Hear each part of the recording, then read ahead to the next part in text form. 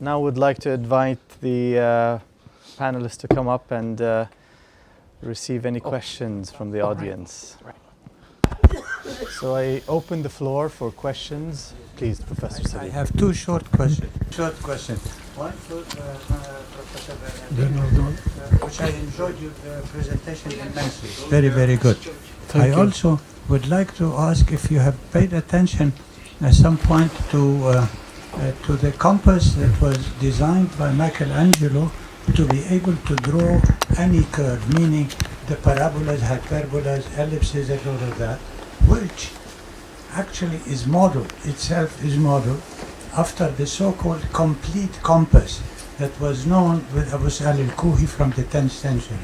Now, Verk had published the complete compass, so you can look at them, and I borrowed only the model that you guys have in Florence on the compass that Michelangelo had done, and there you can see a perfect, literally, copying from one into the other, and then you can take it a step further and find that so-called Galileo's military compass is indeed a borrow from Michelangelo. So that, I think, is an avenue to enrich the material that you have already done superbly well, and I thank you very much.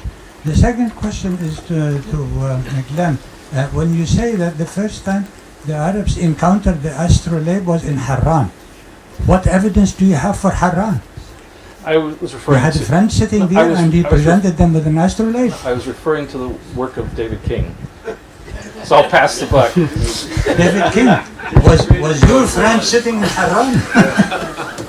I forget the contents of the beginning of Ibn Nadim when he gives a list of astrolabists. But there's somewhere there's a text which says the first astrolabes were made in Haran, unless I'm mistaken. It was surprising. It was surprising to me too. But what's the evidence, if I may ask, that it was Greek? Is there anything extant from the Greek? We have Yes. a Greek astrolabe. Is there Yes. an instrument We have a Greek astrolabe. available? It's unique. Uh-huh. It's very late. Right. It's dated 1062.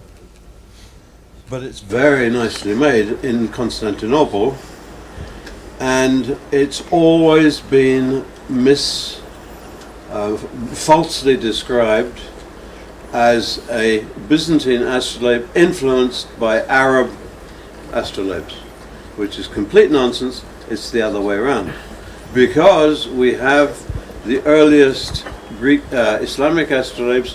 We have one from the 8th century, and the rite design, mashallah, is the same as the Byzantine astrolabe, which is the same as described in the Greek texts.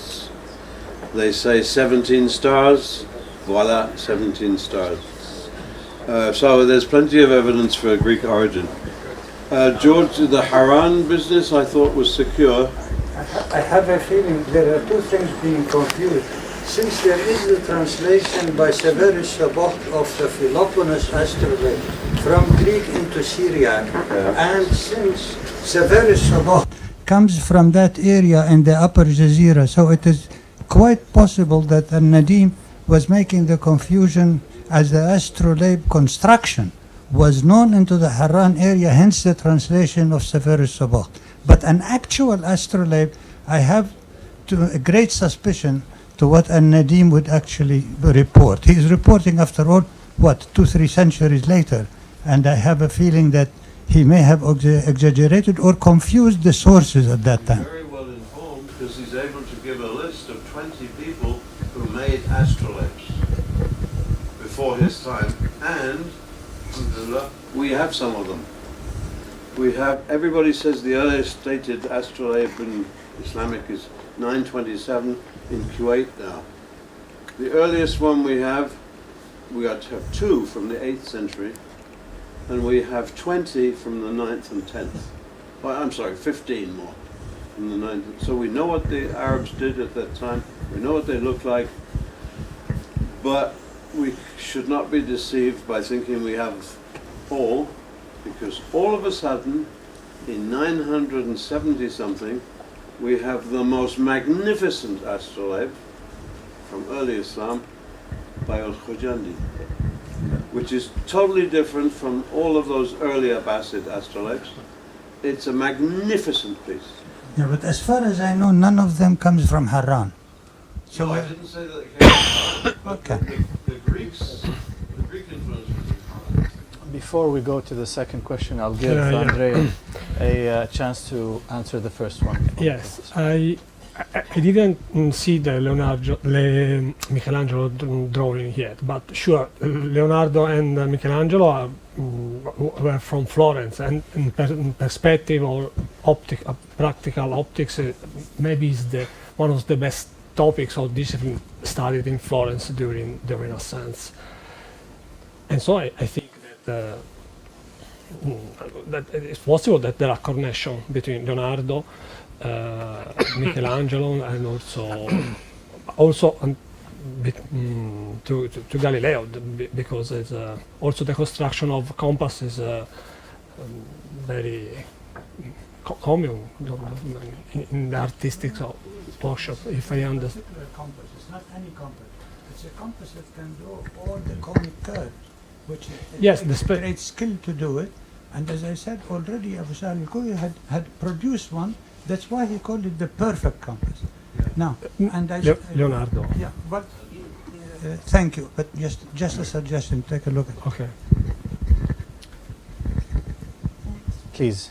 Yes, just to continue, that letter of Leonardo advertising what he could do for Sultan Bayezid II, written in Ottoman Turkish, do we know more about it? I mean, whether the translation to Turkish was made in Istanbul, or whether Leonardo had access to some interpreter? We know very, very few about this, because the letter found in Istanbul is an isolated cases. We think that probably I don't remember, Benedetto Dei, a Florentine viaggiatore, that probably write the letter and help Leonardo to find the way to translate it, but we know very, very few things about this. Please. So, question for Glenn. So far, you have students who tell you what a great teaching opportunity this is of the astrolabe. They're complicated. Do you think when you get anonymous student reports, you're not going to get some students who just really are upset by how complicated this was? Well, I've actually used the astrolabe before in classes, and I've had some negative comments, and they never complain about the complexity of it. What they complain about is the cut and paste nature of it's like an elementary school project. What are we doing this in college for? This is something that you do in grade school. So I mean, I expect to receive those kinds of comments, but usually our classes are so small. I mean, I've got 18 students. It's capped. Classes are capped at that level, and so I can give individual attention to everyone, which I do, and they like me. So, well, they're smart too.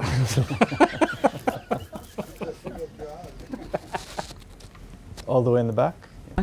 This is for Professor Salim Al-Hassani. I was struck by some of the automata that you have done with video and things. But one of the questions, because I teach some of this is what I'm going to be discussing later, and the question of how many of these instruments were actually made or were just theoretical. The Banu Musa brothers, Al-Jazari. I mean, I've discussed some of these instruments with my husband, who's a very engineering oriented, and some of them have so many levers attached that it would seem that the power would diffuse so that they wouldn't actually be able to do what they were theoretically designed to do, especially the ones with the large number of levers. So I wonder if you've given that some thought. Yeah, thanks. And Is there another question? Or no, please go ahead.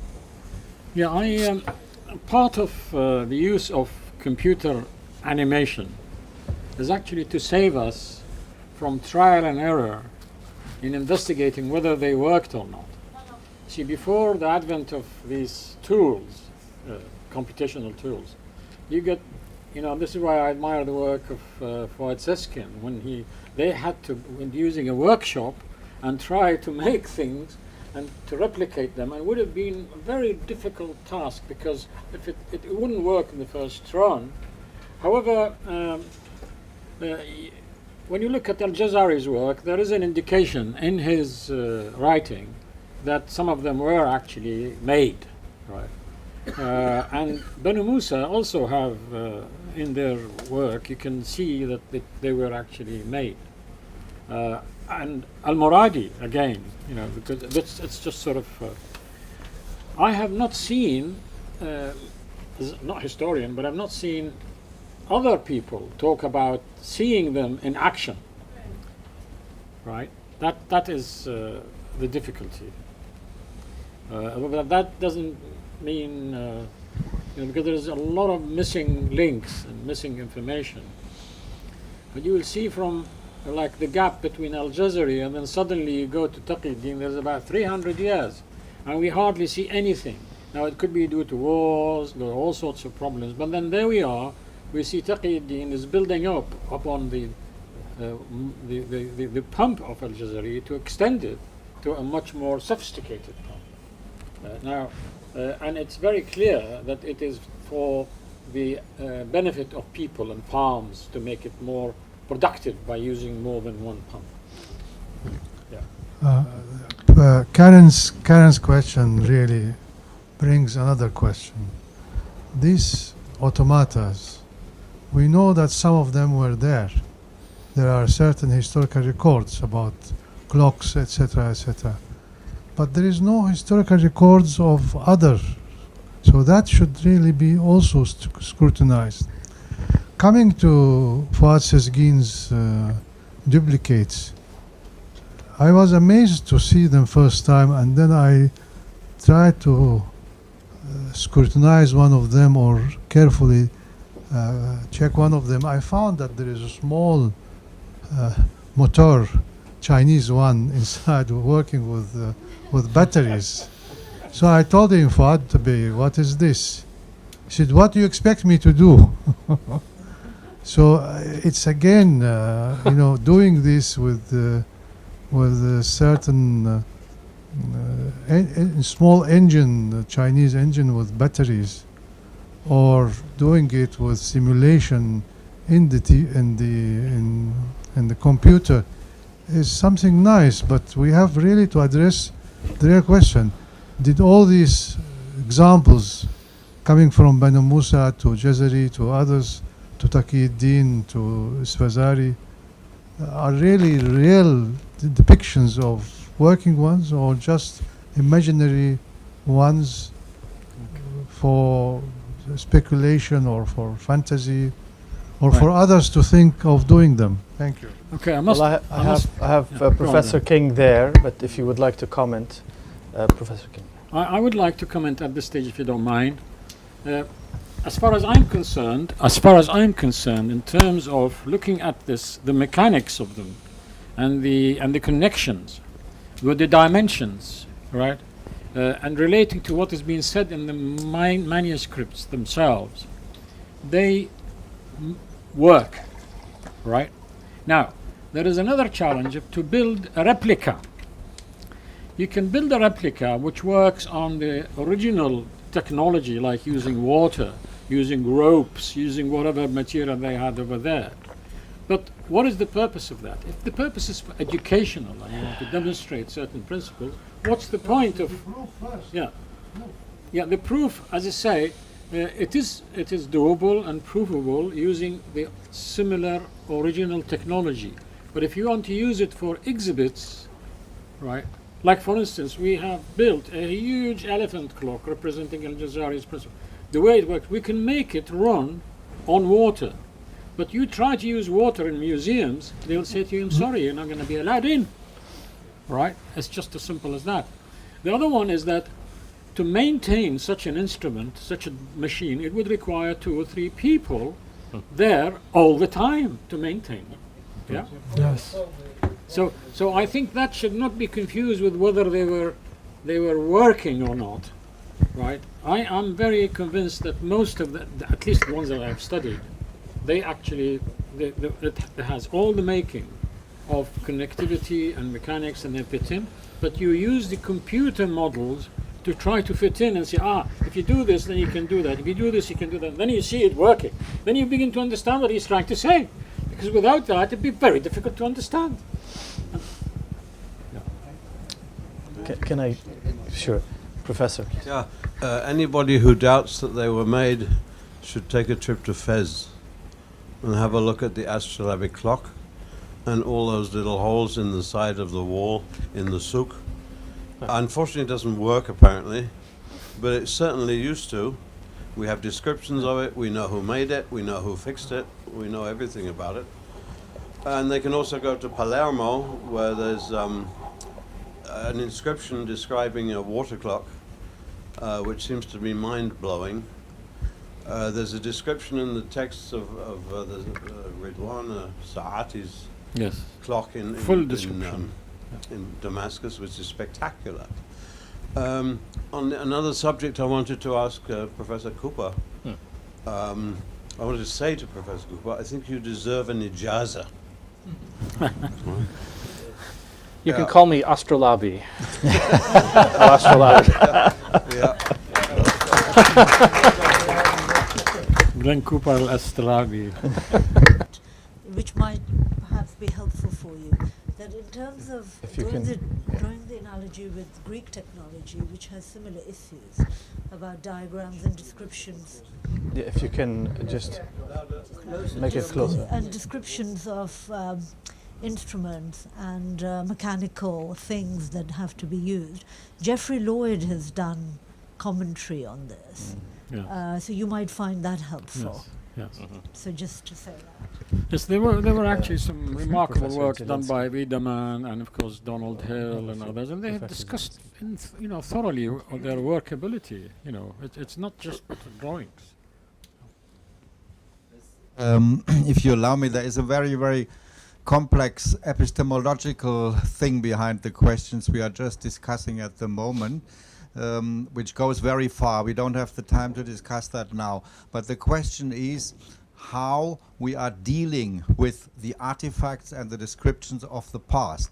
When we reconstructed the Banu Musa machine, the automaton, I asked the students to do the best out of the manual.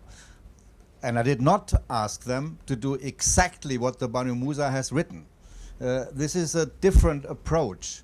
I'm trying to allow that the past has also a character like a possibility space. They could have done it like that. They could have possibly also done it in a different way.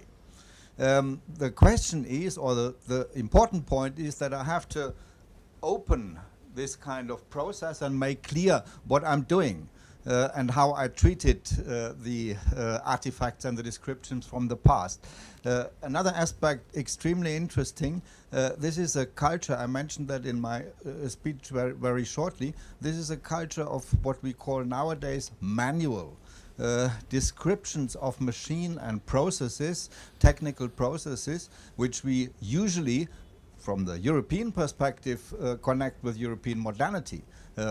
Da Vinci and so on and so on. We have here a tradition of manuals which are opening up technical processes. They are not hiding them, they are opening up for being repeated. This is the heart of experimental culture, and it's possible, you could repeat them. This is the point.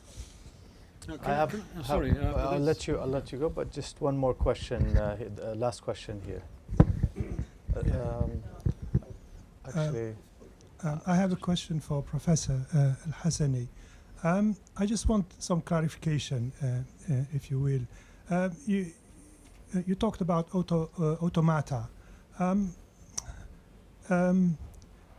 I just want to know the difference between a clockwork system and automata, because it seems to me that what is lacking in these devices that you have shown us is the idea of feedback or feed-forward control. So these machines are really kind of, as far as I'm concerned, are clockwork, because once the bucket reaches its end, it either sinks or it floats, then somebody has to reset it. So there is no element of feedback or feed forward for the machine to reset itself and to be a fully functioning automaton. Thank you. Yes, thank you. Just an answer to this, I'd like to comment on the other one after that. The element of automatic self-controlling and self-repeating is there. It's a question of the source of energy and the source of control. Take the elephant clock, for instance. Elephant clock has got spheres, metal spheres, hanging on the top in a channel, and they drop when they are allowed to, one at a time. If you had an infinite number of spheres, they will continue to infinity, because that's the source of energy. The spheres, as they fall onto the mouth of the Chinese dragon, that's what it does. The controller is that little thing inside the elephant belly, which is the bucket, the tarjaha.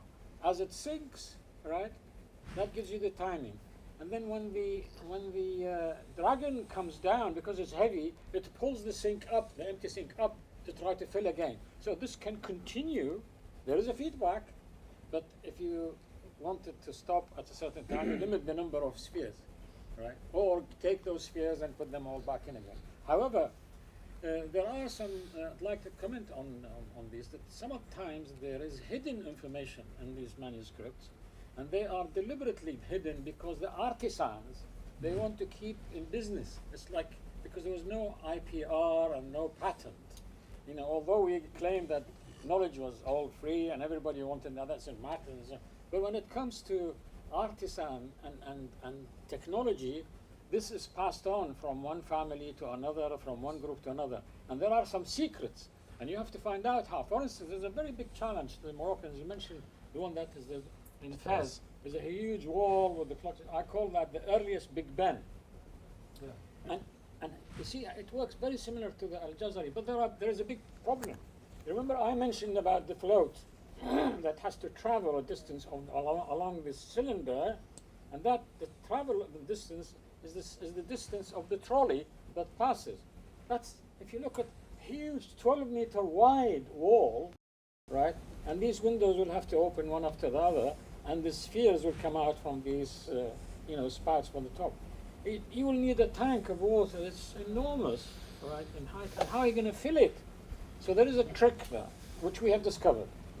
There is another one, is that there are 13 vases, 13 chimes, and 12 windows. What is the 13th one for? Now, this is a secret we've discovered. We're not telling it to anybody because there is why is that? I'm behaving like the artisan, because when I met the king a few years ago, and he apparently, the newspapers have seen that when I was visiting Morocco and Fez, there was they call the Hassani lectures, the king lectures in Ramadan. He invites people and so on. I was one of the people undeservedly invited. But they take them out to say, which city would you like to go and visit? So I chose Fez. And I went there as a guest of the king, so they treat you really in royal manner. I asked them to take me to this clock, and as I was passing by, I was oh right, I see, that's how it works, and that's how it does it. I didn't realize I was talking to myself, but there was a guy who was taking notes. Right? The following morning, headlines, right? Professor from Britain is able to decipher how this clock worked, whilst the American and German did not know how it, did not know the secret. So when this got to him, I came to shake my hands, refusing to bow. Terrible, I'm a troublemaker. Anyway, so, and then because he's Hassani, I said, so he heard this and he says, can you help us to get this right? to actually recreate this. It's a nice story. So to try to do and put a proposal, and the proposal, I don't mind saying this in public, the proposal went through the system. They went to their academy. There was one guy from the academy who sent it to one of those people who couldn't decipher either German or American. I'm not going to mention names. Then he says, oh, this is rubbish. It's a bad proposal. We could do this for 1/10 of the price. And then the thing was parked aside. The minister tells me, look here, Salim, we have a proverb in Maghreb, right? You wait for the liar until he reaches his door to the house. And then you can work. So I'm waiting. Nothing has happened. Nobody seemed to be able to actually get something done there. So this business of keeping a secret, unfortunately, is not only today. There were times when people deliberately hide certain things in these machines. And so hence the computing models actually helped us to say, that's where it must have been. In fact, one or two occasions, I have a feeling there was deliberate. There's a deliberate sort of squiggle there which makes it difficult to work. And one is in Radwan al-Sa'ati. Well, I know I promised one more, but I think we've gone way beyond our time. I would like to thank the panelists for joining us. It was an exceptional session. Thank you very much.